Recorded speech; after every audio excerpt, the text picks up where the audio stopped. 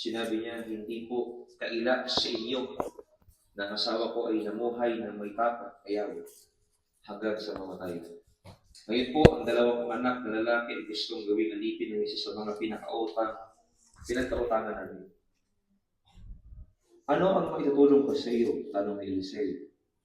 Ano bang mayroon ka sa bahay mo? Wala po. Maliban sa isang boteng langis. Sagot niya.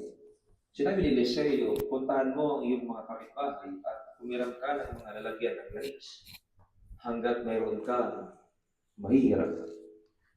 Pagkatapos, magkulong kayo mag-ina sa inyong bahay. At lahat ng lalagyan na hiram mo ay punuin mo ng langis na nasa bahay mo. Itabi mo ang mga napuno na. Umuwi nga ang babae at pagdating sa bahay, ay nagkulong silang mag-ina at isa-isang pinuno ng langis ang mga lalagyan. Lahat mo magsabi, pinuno ng langis ang mga lalagyan. Hallelujah. Habang ang mga ito ay dinadala sa kanya ng kanyang mga anak. Hindi alam ng ina na puno ng lahat, kaya sinabi niya, abutan pa ninyo ako ng lalagyan. Puno na pong lahat, sagot ng kanyang mga anak. At tumigil na ang pagdaloy ng langis. Tumigil po yung lalagyan, pero hindi po yung supply. Amen. Naubusan ng lalagyan, pero hindi yung supply. Amen. Verse 7, pumunta siya kay Eliseo, ang lingkod ng Diyos, at isinalaysay ang nangyari. Sinabi ni Eliseo sa babae, ipagbili mo ang langis at bayaran mo ang iyong mga utang. Ang matitira ay gamitin ninyong mag-ina. Hallelujah. Pagpalain ng Diyos ang kanyang mga salita, mga kapatid. Praise God. Muli natin itaas ang ating mga kamay sa Panginoon at let's pray. Let's preach today, mga kapatid. Hallelujah. O Diyos, purihin ka, Panginoon. Salamat muli sa iyong kabutihan. Sa buhay namin, Panginoon, sa pagbibigay po ng pagkakataon upang kami po, Panginoon, ay patuloy na makatanggap muli ng panibagong mensahe. At Ama, sa ganang aking sarili ay wala akong magagawa, wala akong tagay ng karunungan, Panginoon. Ngunit ako pinitiwala sa iyo na ikaw magbibigay sa amin ng mensahe, ikaw siyang mamusap, ikaw siyang magpapahayag sa aming kalagitnaan, Panginoon.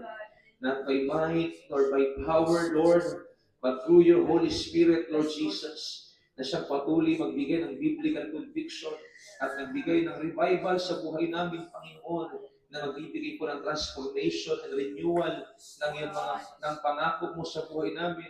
Transformation and renewal, Panginoon, na gumala sa iyong banal na Santong Espiritu, Panginoon. Itago mo lamang ako sa likod ng iyong kapangyarihan, Panginoon. Ikaw ang makita, sumilang at mahayag, O Diyos, hindi mo aming buhay, Panginoon.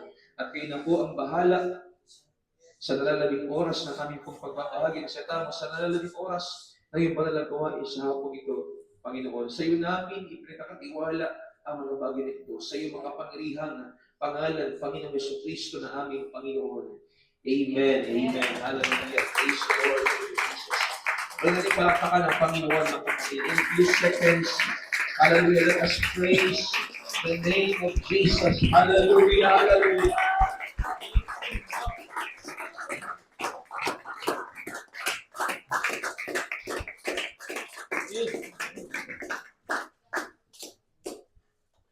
Sabihin po natin ang pamagat na ating mensahe sa ating katabi. There is hope for our future.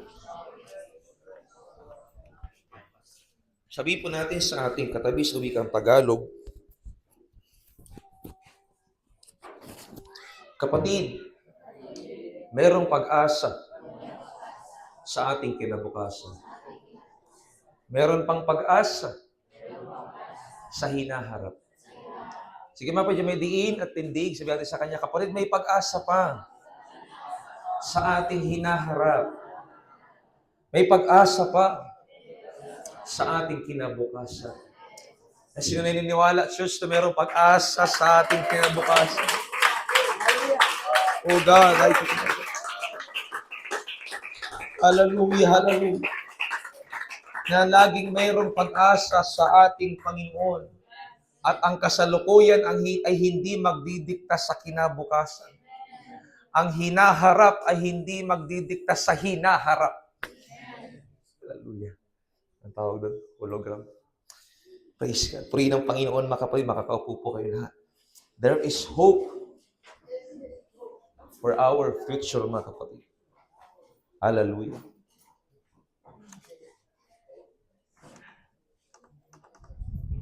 Praise the Lord. Mga kapatid, naniniwala po ako na sa inyong pagsamba sa Panginoon, sa inyong pagdalo sa bawat pagtitipon, sa bawat pagdalo sa gawain ng Diyos, ay nag-aasam tayong lahat ng pag-asa mula sa Kanyang salita. Ika nga, nag-aasam tayo ng bagong kapahayagan, bagong pangungusap, bagong rema, na baka nga naman sakali. Hallelujah. At nais kong sabihin sa atin na huwag tayo magbabaka sakali. Lagi nating sisiguraduhin sa Panginoon na sa ating pagtitipon, mga kapatid, makatanggap tayo ng pag-asa. Na sa gawain ito, mga kapatid, ay makita natin, matanaw natin ang pag-asa. Sabi ko nga, mga kapatid, sa atin, hindi ako believe sa programa ng simbahan ito, hindi ako believe sa mga naglilingkod sa lugar na ito, o sa atin, hindi ako believe.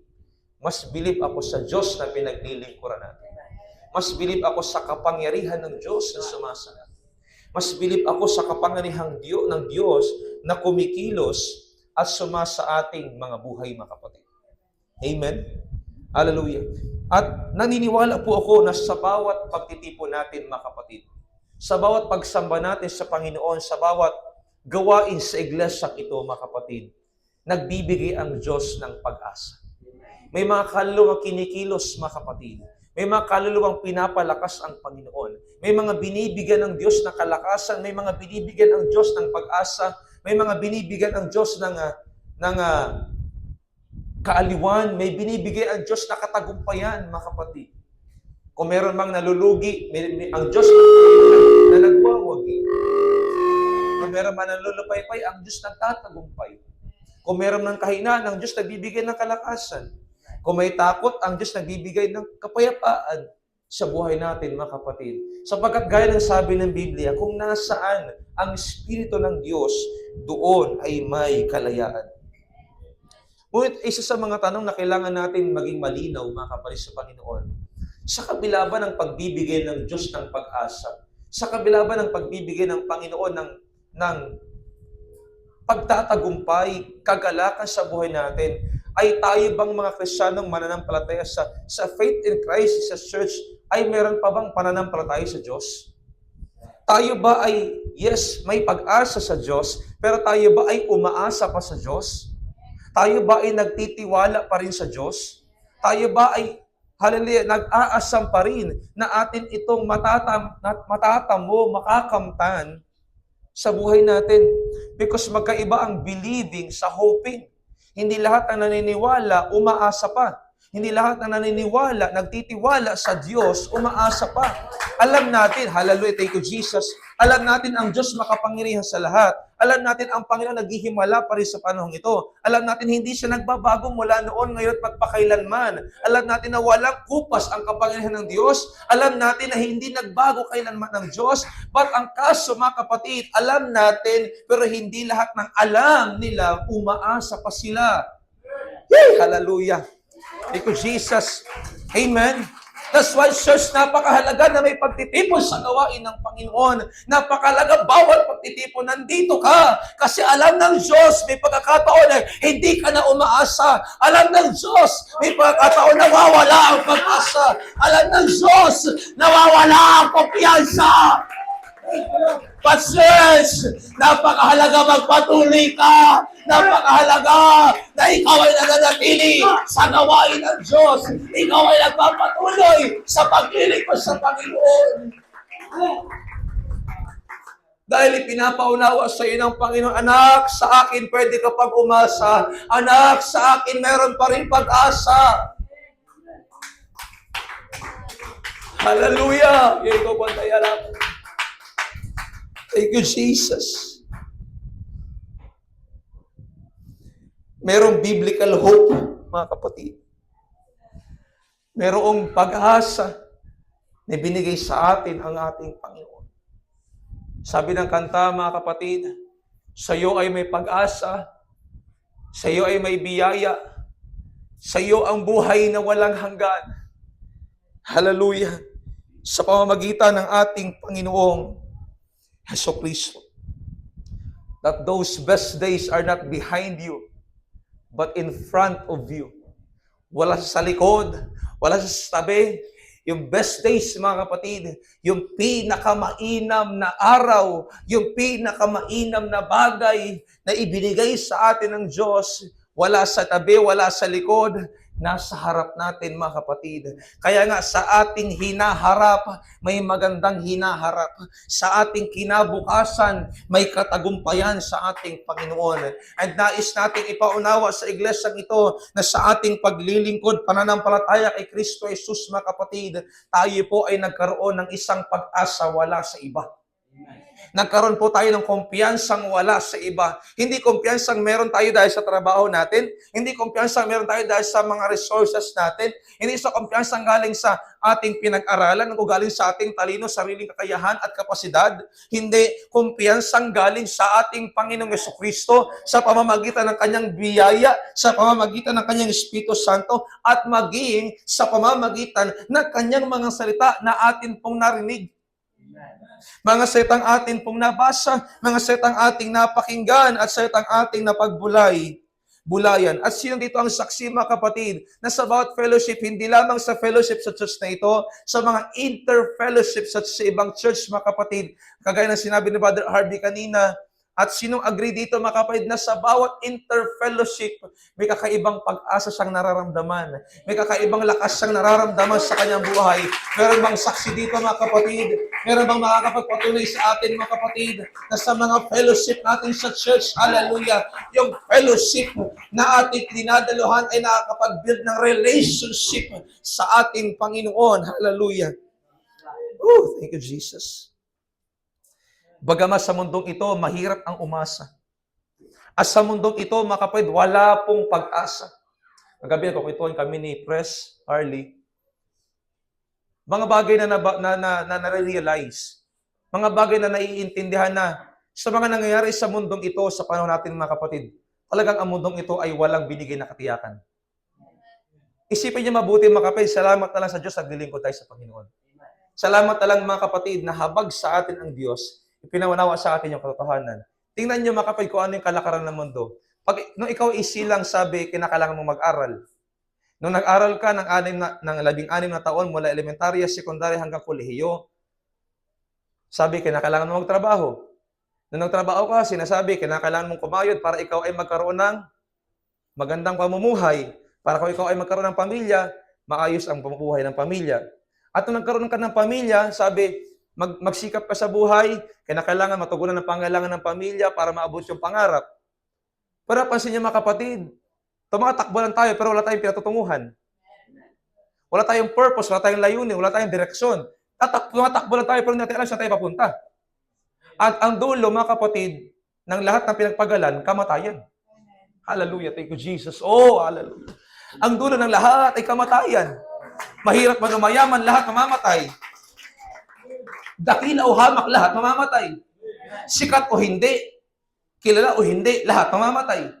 So, ang lahat ng pinagpaguran ng tao, pinagpagalan ng tao, mapupunta sa lahat sa kamatayan. Pero salamat sa ating Panginoon, mga kapatid, mamatay man tayo, may kabuluhan ng buhay. Mawala man tayo, hindi ito yung totoong buhay.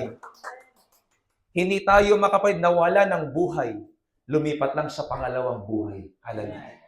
Because death is not the end. Death is not the dead end, mga kapatid. Ang death o ang kamatayan sa buhay natin bilang Kristiyano, mga kapatid, ay doorway, daanan patungo sa kabilang buhay.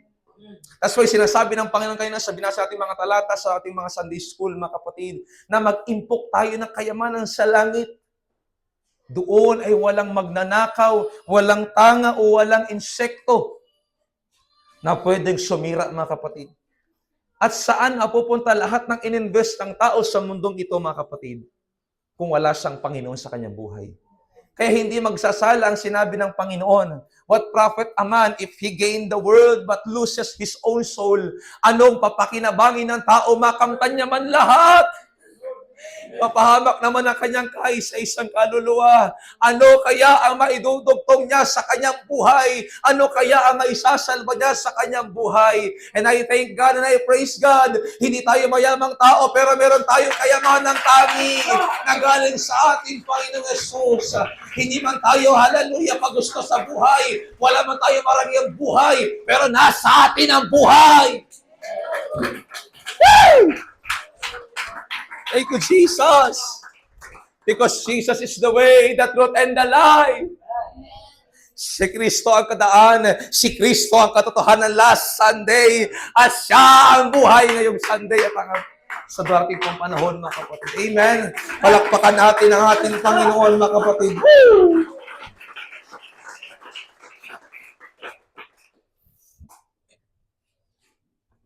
Kung tatanungin tayo ng mga tao sa labas, yung pag-asa yun na yan, saan ang gagaling? Kay Jesus.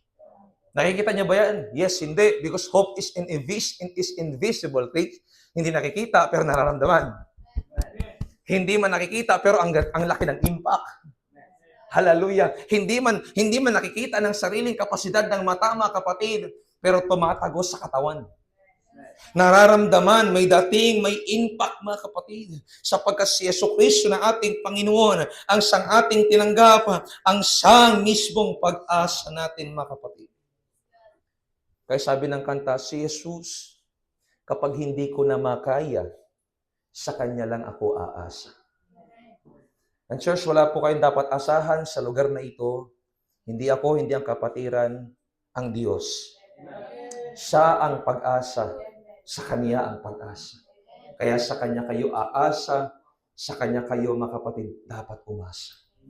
Hallelujah. Sa mga pangyayaring ito, mga kapatid, sinasabi ng Biblia sa Colossus 3, Kapitulo 1, ay madalas natin binabanggit sa ating mga kapatiran na bagong tanggap sa bautismo sa pangalan ng ating Panginoong Jesucristo. Na sinasabi natin, na sinasabi ni Apostol Pablo, ako kayo ngayon muling binuhay na kalakip ni Kristo. Ay hanapin ninyo mga bagay na nasa taas, na kinaroroonan ni Kristo na nakaupo sa kanan ng Diyos. Ilagak ninyo ang mga pag-iisip sa mga bagay na nasa itaas, wag sa mga bagay na nasa ibabaw ng lupa. Tinuturoan tayo ng Biblia, mga kapatid. Kaya nasabi rin ng Panginoon sa kanyang talat, sa kanyang salita, mga kapatid, magmasid tayo kay Jesus, looking unto Jesus, the author and finisher of our faith. Siyang nagpasimula at siyang kasakdalan, siyang kabuuan ng ating pananampalataya. Hallelujah.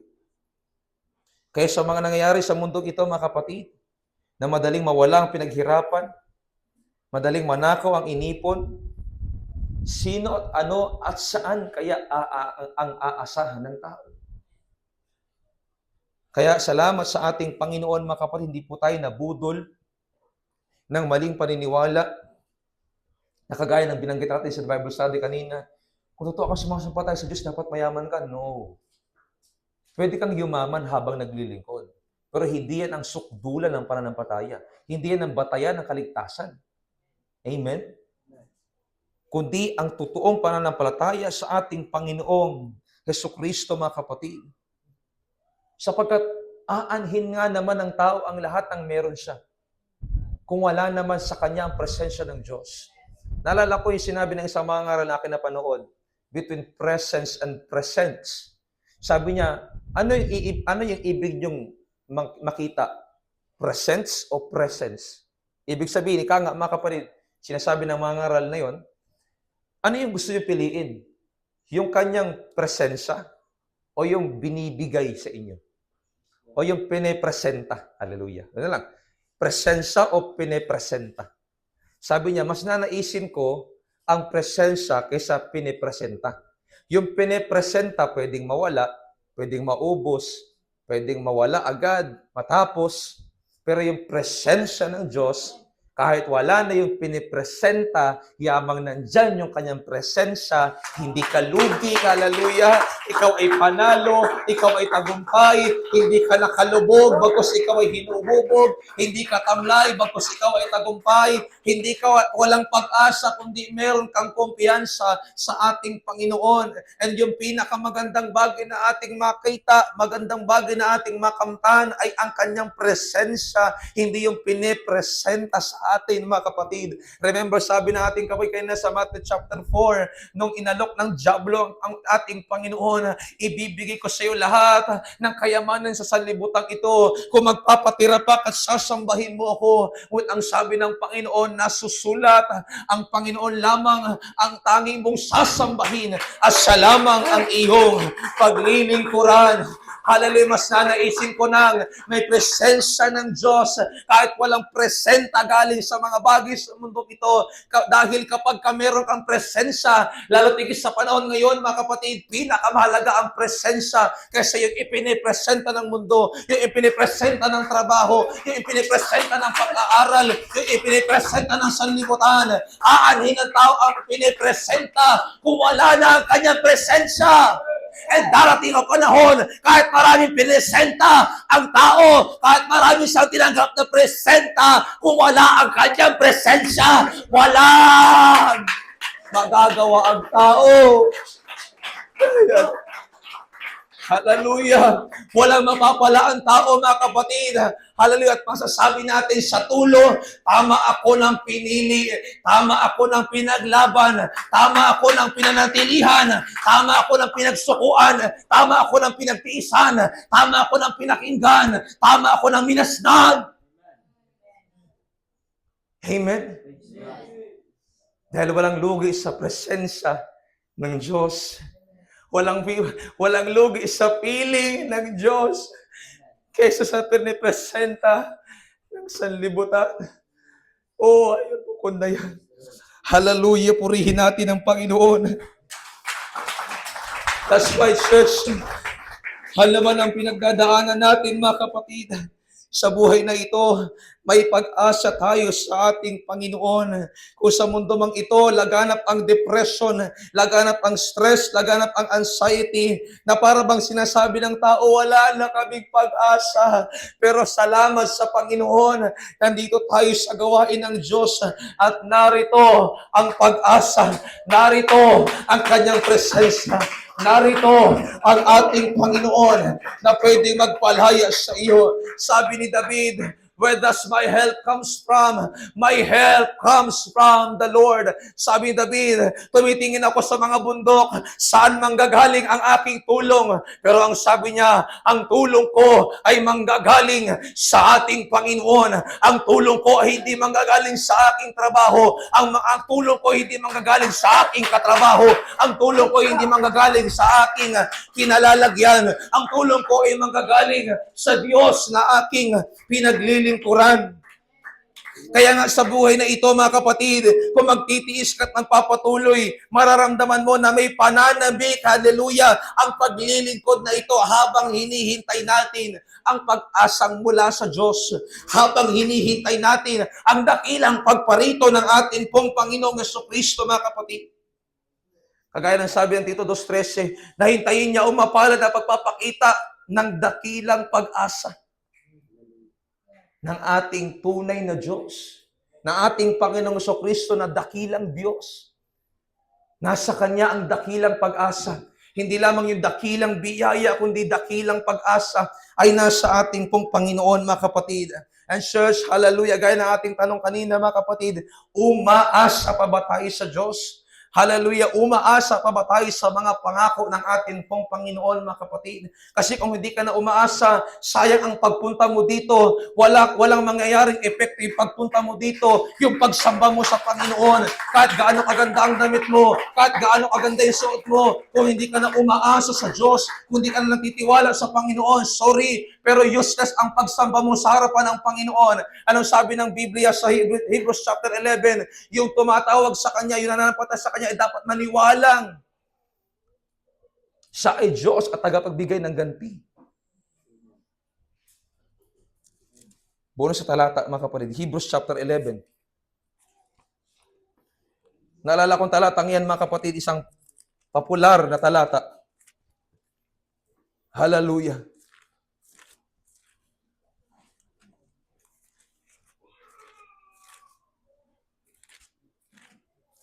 Hebrews chapter 11, verse 6, at kung walang pananampalataya ay hindi maaring maging kalugod-lugod sa Kanya. Amen?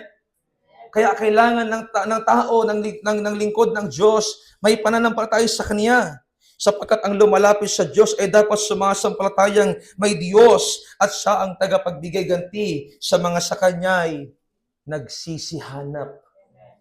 Kailangan may pananampalataya, kailangan may pagtitiwala sa atin pong Panginoon, mga kapatid.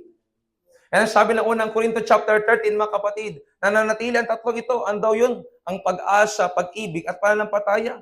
Bagamat ang pinakadakila ay ang pag-ibig, pero nandoon yung setang pag-asa. Kaya nga sa church natin, mga kapatid, sa paglilingkod na ito, hindi natin tinuturo na tayo magkaroon ng pananampalataya kay Kristo Jesus, pag-ibig kay Kristo Jesus, kundi itinuturo din natin, may pag-asa kay Kristo Jesus. Amen. Dahil kagaya ng ating inawit kanina, mga kapatid, ang Diyos buhay, hindi siya patay. Ang Diyos natin buhay at makapangyarihan sa lahat. Kaya anumang pasanin meron ka, anumang karanasan na meron ka, mga kapatid, sa buong isang linggo, sa trabaho mo man, sa eskwelahan, church, na isyong ipahayag sa iyo, kapatid, nandito ang pag-asa mo. Kaya nga, sinasabi ng Biblia, huwag nating kalilimutan ang araw ng pagkakatipon. Bakit? Ang pag-asa wala sa labas. Ang pag-asa nandito mismo sa ating iglesia, nasa ating Panginoong Yesus na ating pinaglilingkuran. Kaya nga sa hindi pagpapatuloy sa paglilingkod sa ating Panginoon, mga kapatid, nawawala ng kumpiyansa at nawawala ng pag-asa sa paglilingkod sa ating pong Panginoon. Iniisip ng iba, paano na kami?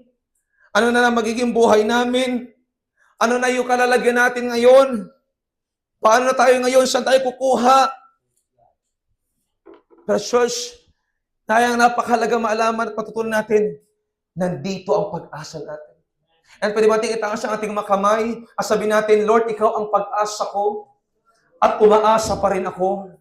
Come on, everyone, halala mo kong dayasan. Hallelujah. Lord, ikaw ang pag-asa ko at umaasa pa rin ako, Panginoon. Sabi ng kanta, ikaw lang ang pag-asa ko. Tanging ikaw ang buhay ko, Jesus. Kahit may pagsubok man, hallelujah, lagi ko aawitan, ikaw lamang. Amen.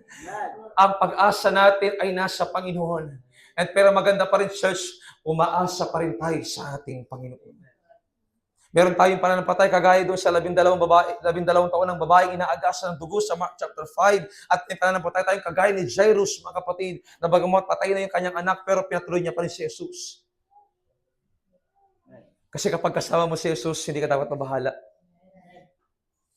Kapag kasama mo si Jesus, hindi ka dapat mag-alala. Siya mismo ang pag-asa. Kaya nga lagi ka makakaasa kasi siya ang pag-asa. Sabi rin natin, kilalang kanta, kailan ka iniwan ng Diyos? Kailan mo naranasan siya'y wala? Anong sakit ang hindi niya pinagaling? Anong problema ang hindi niya binigyan ng katugunan? Hindi ba't wala? Lahat ay hindi lingid sa atin pong Panginoon. And if we go back to the story, mga kapatid, ng isang babaeng balo, sa 2 Kings chapter 4, verse 1 to 7, mga kapatid, ang sabi ng babae kay Eliseo, nalalaman mong lubos na yung asawa ko ay may takot sa Diyos. Pero patay na yung kanyang asawa. Kaya sabi ng babae, namatay ang iyong lingkod na merong takot sa Diyos. May pananampalataya sa Diyos. Kaya dahil patay na yung kanyang asawa, parang wala na rin siyang kumpiyansa. Parang sa kanya hindi lang siya nawala ng asawa, hindi lang siya nawala ng kabiyak sa buhay, hindi lang siya nawala ng kasama sa buhay, para sa kanya nawala na rin siya ng pag-asa. Kasi sabi niya, anong gagawin ko ngayon? Pati yung anak namin, kukunin na ng nangutang sa amin bilang pambayad. Ano nang gagawin namin? Eliseo, tinatanong niya yung lingkod ng Diyos, Sir, anong gagawin namin? Hindi ko na alam paano mabuhay. Hindi ko na alam kung mayroon pa ba akong pag-asa. Hindi ko alam kung pwede pa ba akong umasa. Wala na yung asawa ko, pati yung anak ko, kukunin pa ng pinagkakautangan namin. Ganun din ba ang karanasan mo? Na parang wala ka ng pag-asa? At alam mo na may pag-asa, pero hindi mo alam saan ka pupunta. Hallelujah. Sapagkat minsan alam natin, minsan balot lang tayo ng problema. Minsan balot lang tayo ng mga suliranin. Balot lang tayo ng pagsubok. May isip pero hindi makapag-isip ng maayos kasi nga, apektado. May isip, may kakayanan mag-isip pero hindi maisip yung magandang solusyon. Bakit? Apektado ng problema. At parang babae ding balo sa panahon ni Eliseo na nagtatanong, ano yung gagawin natin? Pastor, anong gagawin natin? Hindi ko na alam yung gagawin natin. Hindi ko alam saan pa ako pupunta. Hindi ko alam kung nino ako kakapit. Hindi ko alam kanino din ako lalapit. Pero napakakalmado ng lingkod ng Diyos. Sabi ni Eliseo, ano meron ka? Simpleng tanong, pero ang ganda ng mensahe. Na parang, oops, o nga pala. Wait lang, meron ba ako? Meron ba akong makukuha? Meron ba akong mapapala? Meron ba akong taglay? Ba't parang may nakikita siya na hindi ko nakikita? Ba't parang alam niya na meron pa akong ibibigay, meron pa akong bitaw, meron pa akong ibubuga, ba't parang hindi ko makita? Church, kung hindi mo makita yung halaga mo, kung hindi mo makita yung pag-asa mo, kung hindi mo makita kung kanino ka aasa, kanino ka lalapit, tarangin mo yung katabi mo. Alam niya, kasi alam niya meron Panginoon. Hallelujah. Alam niya meron Diyos na tutulong sa atin. Alam niya meron, hallelujah, thank you, Jesus. Alam niya pwedeng meron tayong lapitan, pero alam niya meron kang pwedeng asahan. At kung tinutulak ka niya palapit kay Kristo Jesus, huwag mong masamain. At kung tinutulak ka niya na magkaroon ka ng tiwala kay Kristo Jesus, kung tinutulak ka niya gawin mo ang mga obligasyon mo kay Kristo Jesus, ang pananalangin, ang pag-aayuno, ang pagbabasa ng Biblia, huwag mo mamasamain. Sapagkat isa ito sa mabibigay ng pag-asa at kumpiyansa natin sa harapan ng ating Panginoon. Amen? Dahil hindi tayo lalakas sa ganang ating sarili. Hindi tayo lalakas sa ganang ating buhay. Kailangan natin ang Panginoon. At kailangan natin magpatuloy. At yung babaeng ito ay parang nawalan ng pag-asang mabuhay, na kaya nga sinasabi niya, paano na kami? Kunin na yung anak ko ng pambayad bilang pambayad sa utang. Na maaring babaeng ito, mga kapatid, ay nakakarinig na kung ano-anong impluwensya ng kaaway. Wala ka ng pag-asa. Maring iniwan ka na ng Diyos. Pero siguro pasalamat mga kapatid, sa kita na kanyang pinagdadaanan, mayroong mga lingkod ng Diyos na nagbibigay sa kanya ng pag-asa.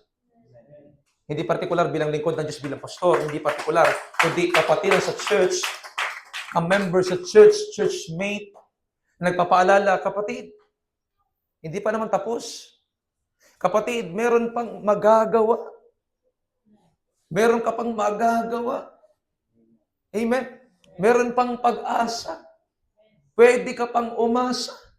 Huwag kang mawalan ng kumpiyansa. Amen. Kaya lang, masakit minsan, pinapayuhan tayo, minamasama naman natin. Pag minsan, pinapayuhan tayo ng mga kapatiran, hindi ka na kasi dumadalo sa midweek service, nagagalit po tayo. Kaya nga tumatahimik kayo kasi nga totoo. Pag pinapayuhan tayo, teka lang, baka nangyari ang mga bagay na yun kasi baka hindi ka na nagkakaroon ng panalangin sa Diyos. Baka napapabayaan mo ng tungkulin mo sa Diyos. Baka yung ministry mo, pinapapabayaan mo na. Pinapakita mo lang kay pastor, alive ka, pero totoo, hindi mo na ginagawa. Pati soap mo, parang utang na loob pa namin. Kaya nga, pag sinaway ka minsan, kasi alam mo namang totoo, alam mo namang nangyari, imbes na ikatuwa, ikinasama. Oh, God, nabakanda yan. Thank you, Jesus. Hallelujah. Help me, God. Help me, Lord.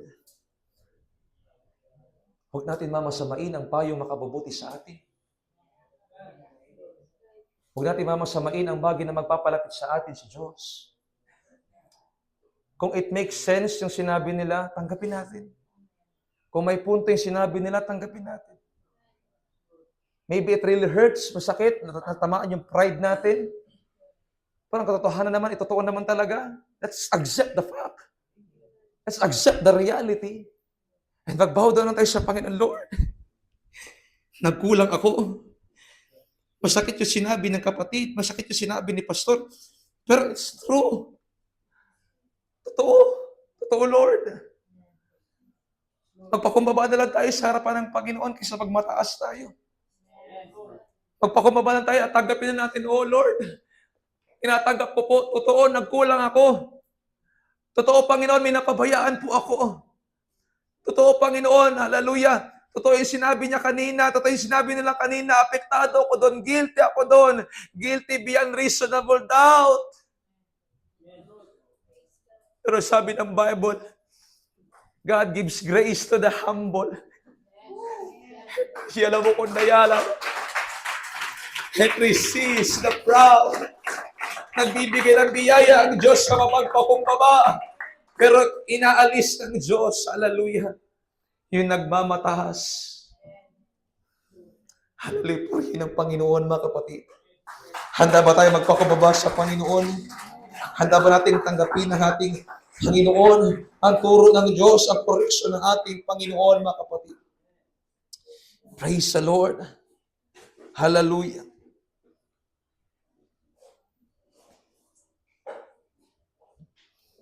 Church, wag kayo maniniwala sa bulong ng kaaway. Wag kayo maniniwala, mga kapatid, sa sinasabi ng kaaway sa inyo. Bakos magtiwala kayo sa Panginoon. Lumapit ka sa Panginoon. Kung meron ka man napabayaan, kung meron ka nakalimutan, at naapektuhan ka ngayon dahil sa bagay na yan, magpatuloy ka uli. Bumangon ka uli. Amen. Kasi kung magpapatalo ka, kapatid, lalo kang malulubog. Pero kung malalaban ka, magpapatuloy ka. Lalo kang iaangat ng Diyos at lalo kang pagpapalain ng Panginoon. Hindi masamang tumanggap ng pagkakamali. Hindi masamang aminin ikay nagkamali. Sapagkat sabi nga ng Biblia, mga kapatid, ang nagpapakababa ay itinataas. Ngunit ang nagpapakataas ay ibinababa ng ating Panginoon. Tanggapin natin ng buong puso na may pag-ibig at pagpapakumbaba ang bawat pagtuturo sa atin ng ating Panginoon. Hindi man ako ang gamitin ng Diyos, kapatiran man at katabi mo man ang gamitin ng Panginoon para sa iyo. Since ang authority niya ay galing sa salita ng ating Panginoon na kanyang nabasa at napakinggan, you must accept the fact. Hindi mo kinakailangan magkubli, hindi mo kinakailangan magtago, hindi mo kinakailangan sabihin na perfect ka. Hindi mo kinakailangan magkunwari. Hindi mo kinakailangan sabihin hindi ka apektado. No. Just accept the fact. Apektado ka.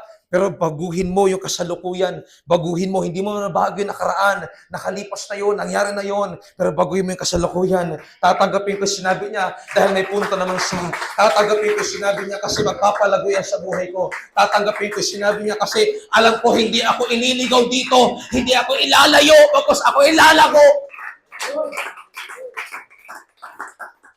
Hallelujah, palakpakan natin ang ating Panginoon. Thank you for the church na nag-correct sa atin. Salamat sa mga kapatiran na nagtuturo sa atin. Imbis na tayo kampihan minsan, tinuturuan pa tayo ng katotohanan. Come on! Hey, alam mo, kaya. Thank you for this church. I thank God for this family. Pasalamatan mo yung katabi mo. Pasalamatan mo yung nagsabi sa'yo. Pasalamatan mo yung nagturo sa'yo. Pasalamatan mo yung nagtuwid sa'yo. Pasalamatan mo yung nag-rebuke sa'yo.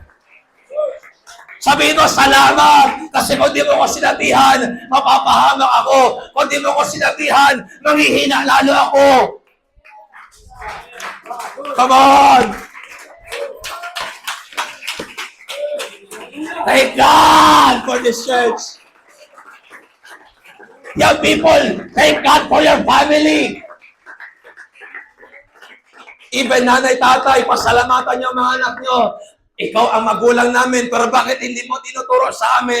Ikaw ang magulang namin, pero bakit di mo pinapakita sa amin? Love them. Mahalin natin sila. Hallelujah.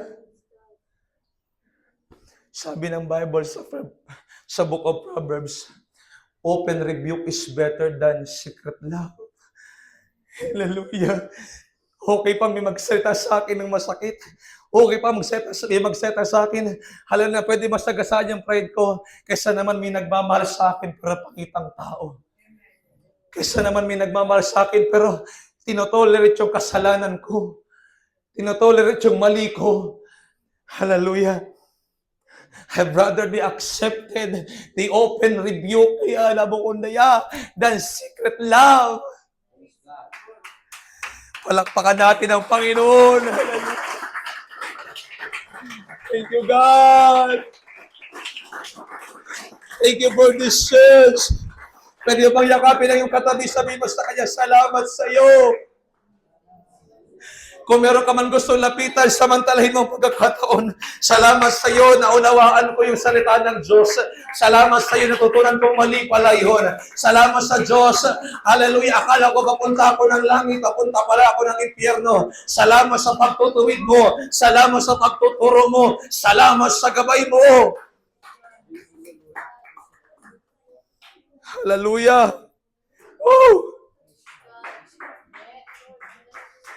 Thank you for this church, Lord. I really love this church, God. As you love them. Hallelujah. Praise God. Dahil yung mga pagkakataon, tinuturoan lang tayo para magkaroon tayo ng pananampalataya kay Kristo Jesus. Kaya na lagi natin sinasabi, hallelujah, masakit naman talaga yung pagkakasabi kanina. Pero totoo naman yung sinabi niya. Kunin natin lagi yung punto. Kunin natin lagi, mga kapatid, yung mahalagang mensahe na kinakailangan nating matutunan, mga kapatid. Amen. Muli nating palakpakan ng Diyos.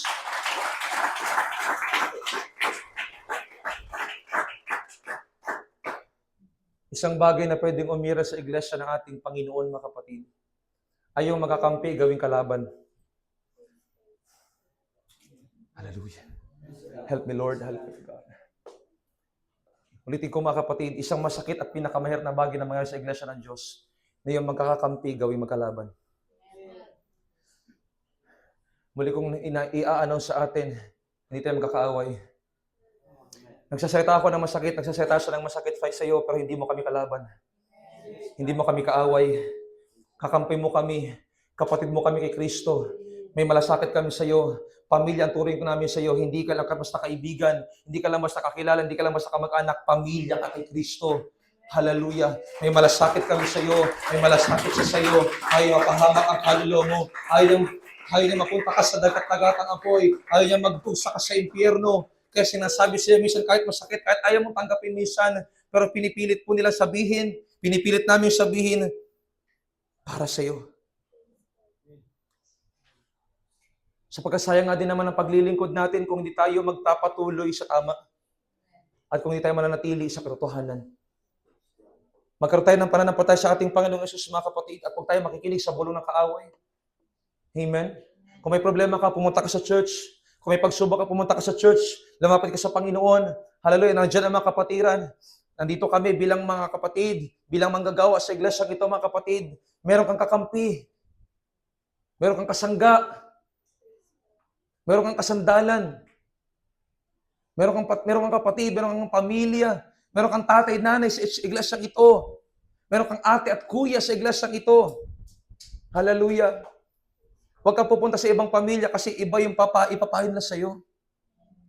Huwag ka kakain sa ibang bahay kasi ibang pagkain ang ihahain nila sa iyo. Hindi ka garantiya sa sinangkap, hindi ka garantiya sa niluto, hindi ka garantiya sa pagkakaluto. Dito ka sa sarili mong bahay, dito ka sa sarili mong kusinero, hallelujah. Dito ka sa sarili mong chef. Na alam mong pag nagluto, masarap, hallelujah. Na alam mong pag nagluto, talagang puno ng sangkap, hallelujah. At talagang pag natikman mo, papaalak. Verse. Amen? Praise God. Hallelujah. Puri ang ating Panginoon. Palakpakan natin ating Diyos.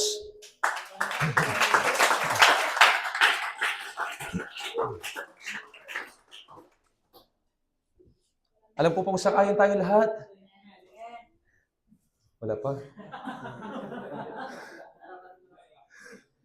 Para pa kaya na yun eh. Wala pa kaya natapos. Pero at least, salamat po. Palakpakan ng Panginoon. Hallelujah.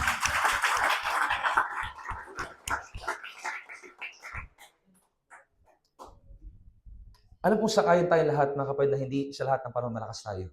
Tama? Mga kapatid. May mga pagkakataon tayo ay nangangailangan din ng kalakasan. Na para bang power bank sa isang cellphone na kailangan mong indicate o kailangan mong gamitan ng adapter para magkaroon ng charge o karga yung baterya. Kailangan mong dalhin sa source ng electricity, source ng power para magkaroon ng battery percentage at magamit mo. Kasi paglilikod natin ito sa lugar na ito, mga kapatid, aminado tayong lahat na hindi sa lahat ng panahon malakas tayo. Hindi sa lahat ng panahon matibay tayo. Minsan din kumakalog mga tuhod natin, mga kapatid, habang hawak natin yung beat.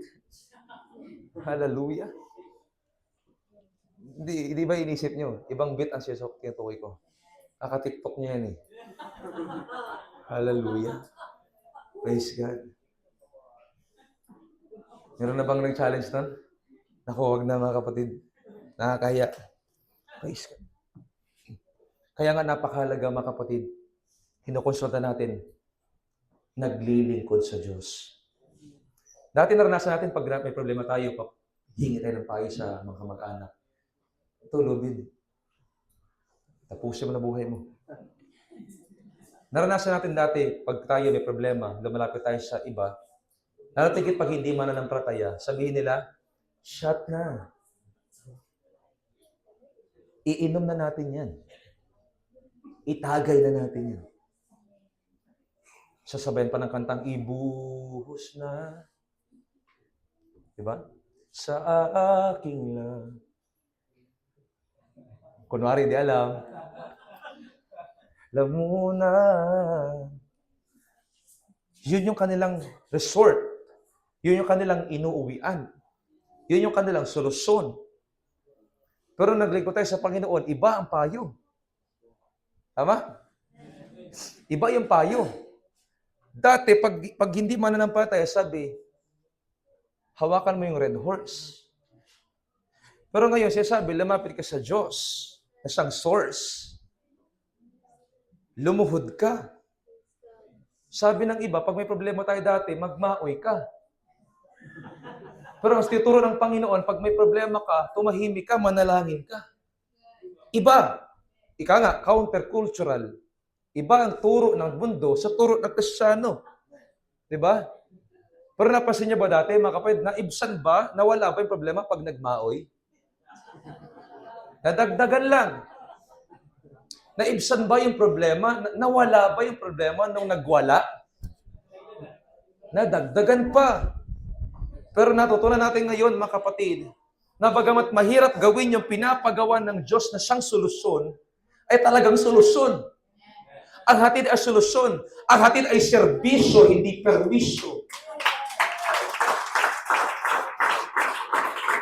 Ang hatid ay galak, hindi sindak. Ang hatid tagumpay, hindi pa off record sa barangay. Hallelujah. Kaway-kaway sa mga nakaka-relate sa akin, mga kapatid. Ganyan tayo inalipin ng kaaway noon, mga kapatid. Kaya nga, pag may problema ka, huwag kang lalapit sa labas. Pag may problema ka, huwag mo lang ipapaalam sa labas. Wala silang alam sa kalagayan mo. Wala silang alam sa pinagdadaanan mo. Ang nakakaalam yan, yung kasama mo sa church, yung kapamilya mo sa church, yung kapatid mo sa church, yung magulang mo sa church. Ang nakakaalam yan, yung kasing bituka mo, yung kasing dugo mo, yung kasing isip mo, yung kasing puso mo. Kami yun. Tayo yun. Amen. Hallelujah. Ipinapayo din naman natin pag may problema ka, uminom ka ng alak sa Espiritu Santo. Sabi ng Efeso, huwag magpakalasing ng alak, bagkus magpakapuspos. Amen? Kung dati, binubuhos, ngayon, magpakapuspos. Yun ang pinakamagandang solusyon, mga kapatid. Dahil alam mo, kung meron kang langis, di ba sabi kanina ng Biblia, nung nakahiram na sila ng lalagyan, church, nung nakahiram na sila ng lalagyan, yung mag-ina, ang payo ni Eliseo, uwi kayo sa bahay niyo. Isalin nyo ngayon yung langis doon sa lalagyan. Kasi ang sabi ng babae, ang sabi ng lingkod ng Diyos, ano ba meron ka? Sabi niya, wala. Pero ang sabi ng lingkod ng Diyos, ano meron ka sa bahay mo? Kasi alam niya meron pa eh. Kasi minsan akala natin wala na, pero meron pa. Ang sabi niya, maliban po sa kakaunting langis. Ang sabi ng lingkod ng Diyos, humiram ka ng tapayan, lalagyan sa mga kapitbahay mo. At pag nakahiram ka, uwi ka sa bahay niyo, ilagay mo, isalin mo ngayon. Parang illogical o hindi makatwiran. Konting langis, meron akong lalagyan. Sa katotohanan, hindi pa sila gaano makakilala yung kanyang asawa. Magkasama siya sa ministry. Kaya sabi niya, yung asawa ko na lingkod ng Diyos, namatay yun, may takot sa Diyos. Pero nakakatawa sa babae, kahit hindi niya pa naiintindihan yung lingkod ng Diyos, sumunod siya. Naniniwala ako, mga kapatid, na hindi lamang niya sinubukan. Alam niya, meron siya pananampalataya sa Panginoon. Believer din siya ng Panginoon. To the point, mula sa kanyang bahay, nilagay yung langis. Ang sabi ng Biblia, tumigil lang ang pag-agos ng langis nung wala nang lalagyan. Alam niyo, mga kapatid, ang langis na yan ay sumisimbolo sa Espiritu Santo ng ating Panginoon. Hindi siya basta literal na langis, kundi simbolo ng kapangyarihan ng Diyos. Okay, ano yung problema ng babae? Kulang siya sa pag-asa, kulang siya sa kumpiyansa. Actually, ang problema niya hindi naman taga-pinansyal. Ang problema niya talaga, spiritual. Ngayon, ang tinugon ng lingkod ng Diyos sa pamamagitan ng ating Panginoon, mga kapatid, beneficial sa spiritual at beneficial sa physical. Makakatulong ka sa pambayad mo sa utang mo at marirestore din ang pananampalataya. Kasi naniniwala, church, yung bagay na hinihingi niya sa Panginoon, nung binigay ng Panginoon, nag-benefit hindi lang yung kanyang buhay, kundi yung kanyang kaluluwa. Hindi lang napalakas yung kanyang bulsa, kundi napalakas din yung kanyang kumpiyansa. Hallelujah. Hindi lang napalakas yung kanyang kita, nagkaroon siya ng pag-asa sa ating Panginoon. Na posible pa lang magtiwala sa Panginoon, posible pa rin palang manampalataya sa Diyos, posible pa rin pala na ako'y pagpalain ng Panginoon. Totoo pa rin sinabi ng Diyos, aangat ang buhay ko. Sinabi ng Diyos, sasagana ang buhay ko. But ang pinakamagandang bagay ito, mga kapatid, sa spiritual na kalagayan, dumaloy at umagas yung langis doon sa lalagyan. At hanggang may lalagyan pa, tuloy-tuloy yung serbisyo ng langis. Tuloy-tuloy yung pag-agos ng langis. Tuloy-tuloy yung pagdaloy ng langis. Alam niyo, kapatid, hanggat may lalagyan ka, dadaloy ang presensya ng Panginoon. At dadaloy dyan ang pag-asa. Dadaloy dyan ang kagalakan. Hallelujah. Dadaloy dyan ang kagalakan, ang kapayapaan na nagmumula sa ating Panginoon, mga kapatid. Kasi ang Diyos natin, hindi lang Diyos na mapagpala sa physical na kalagayan. Mapagpala din ang Panginoon sa spiritual na kalagayan. And sino dito ang sang-ayon? Kapag may problema siya sa physical na katawan, sa physical na buhay, apektado pati spiritual. Kaya minsan di na nagsisimba, minsan di na umaate sa gawain ng Panginoon, minsan di na nananalangin. Bakit? Problema ng pisikal, nadama ko sa buong katawan. Tama? Tama? Oh, thank you, Jesus. Salamat sa Rema, Lord. Hallelujah. Amen? Huwag tayo magkunwari. Problema ng pisikal, ramdam ng spiritual. Hirap kang lumuhod minsan.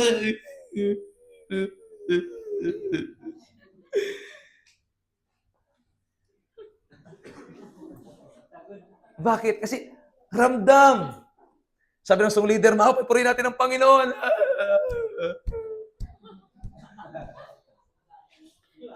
Pero pag pinagpala, grabe.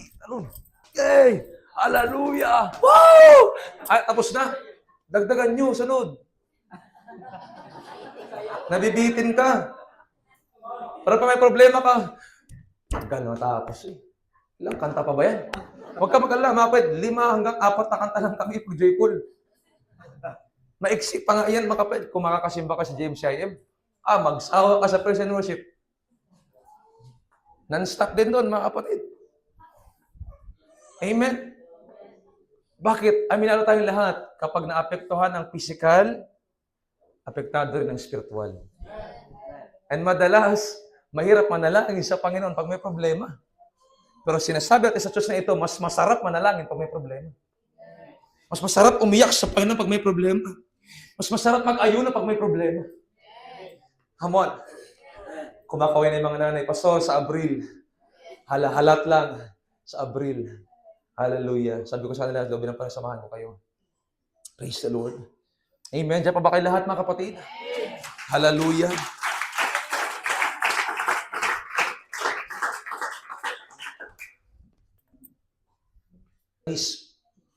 Na walang iba kundi ang Espiritu Santo ng ating Panginoon.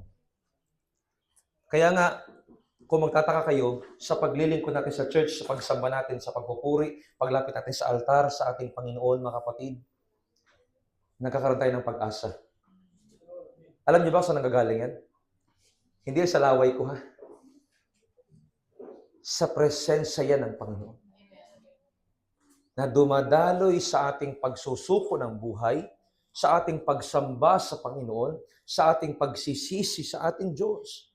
Na para bagang altar ng panahon ni Elias, na nung merong hain, merong handog, bumaba yung apoy. Hallelujah. Tumagas yung langis, dumaloy ang presensya ng ating Panginoon, mga kapatid.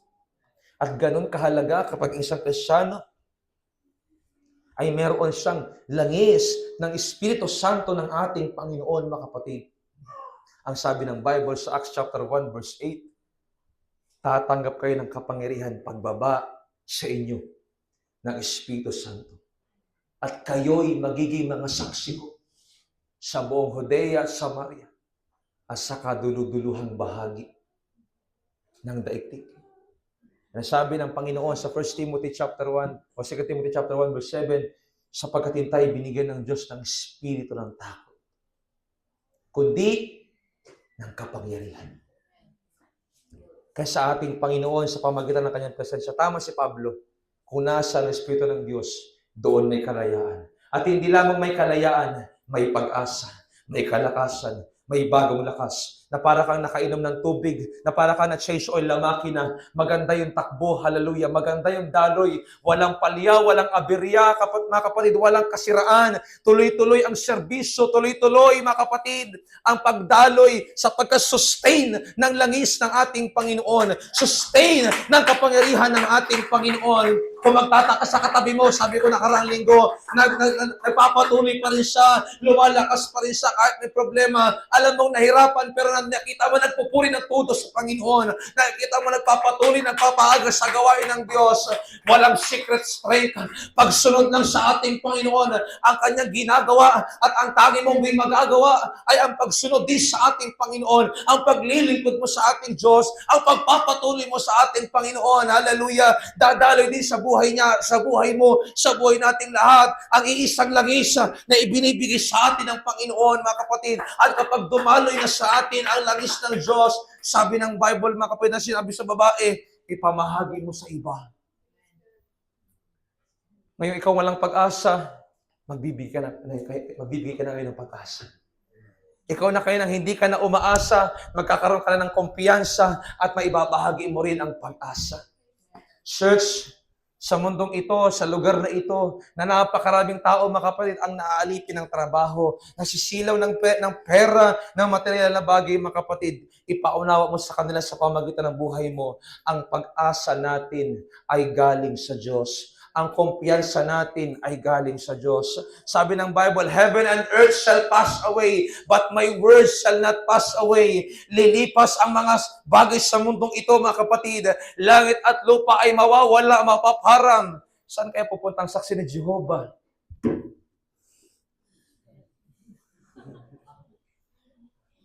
Saan kaya sila pupunta? Teka lang, di ba? Bali na sabi ng Biblia, mawawala. Tutupukin sa sobrang init. Saan kaya sila titira? Eh, ang paraiso para sa kanila ay nandito. Assignment niyo yan. Sabi ni Christian kay King, King, assignment pa yung kingdom ng Diyos. Karoon pa ito ng assignment, nagtanong lang. Hallelujah. Amen? Taas na kamay, naniniwala meron siyang pag-asa galing sa Panginoon. At taas niyo po yung kamay na yung naniniwala at saksi na sa kanyang pagsamba sa ating Panginoon, sa kanyang paglapit, sa kanyang pagsuko ng buhay sa Panginoon, natatanggap niyo yung pag-asa. Hallelujah. Iba, ganyan lang. Iba naman, ganyan lang. Iba naman, ganyan lang. Parang hindi proportion. Ulitin natin mga kapatid, sino po yung naniniwala na tinatanggap niya ang pag-asa ng Diyos sa kanyang paglapit? Hallelujah. Be confident. Kung talaga naramdaman mo, bakit hindi mo itataas ng todo? Amen, Pastor. Kaya nga may amen eh. Amen, Pastor. Sang-ayon ako dyan. Totoo yan. Nangyayari yan. Amen? Pag sinasabi natin amen, sang-ayon ako dun, Pastor. Totoo yun. Amen? Amen. Hallelujah. Taas mo lang kamay, sabihin ng ating Panginoon, ang mga recipient ng tumatanggap ng pag-asa at tumatanggap ng kumpiyansa sa ating Panginoon sa kanilang pagsamba, sa kanilang paglilingkod, sa kanyang pagpupuri, sa kanyang pagsuko ng buhay sa ating pong Panginoon, mga kapatid. Woo! Hallelujah! Thank you, Jesus. The blessed hope. Mamaya, lalapit po tayo. Amen. Alam ko mamaya, mag-aasam ka ng pag-asa. Tama? Amen? Nay, hindi ka nagsilag, Nay? Kalap. Nag-isip sila to. Yan ay, mahal ko po kayo. Nagulat. Hallelujah. Pabagsak na sana yung luha ko eh. Hindi. Joke lang po. Naniniwala tayo lahat. Ay, pakiangat ka tayo. Naniniwala po tayo lahat na sa ating paglapit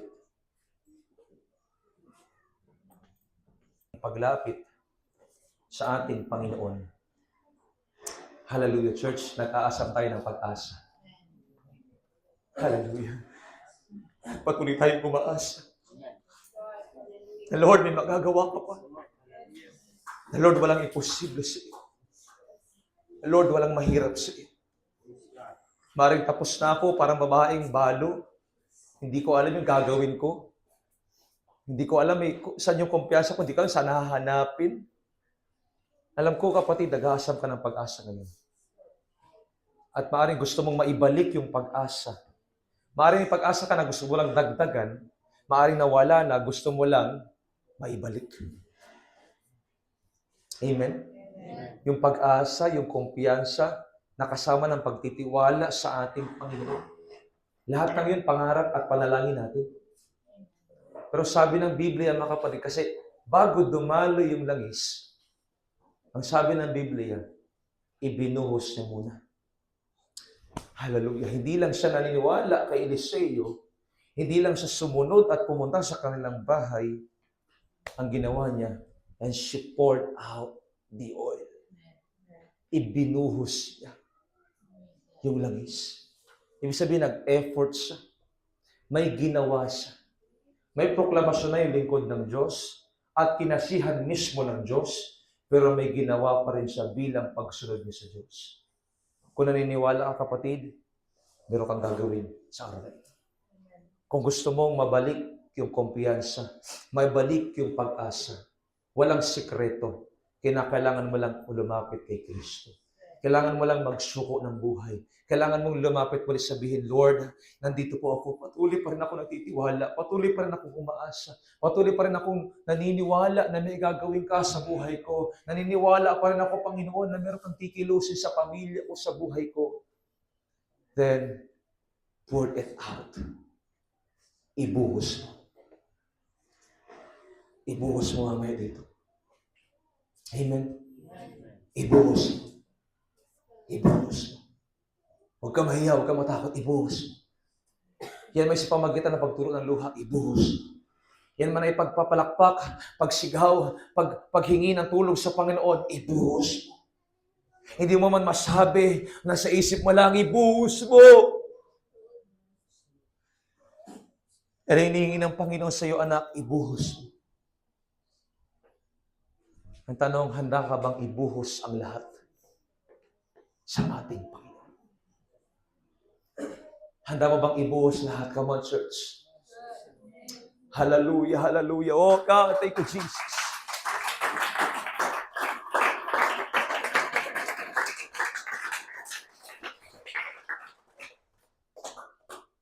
Nais ng Panginoon na ikaw ay i-condition ngayon. Anak, gusto ko magkaroon ka pa rin ng tiwala sa akin. Anak, gusto ko pa rin magkaroon ka ng pananampalataya sa akin.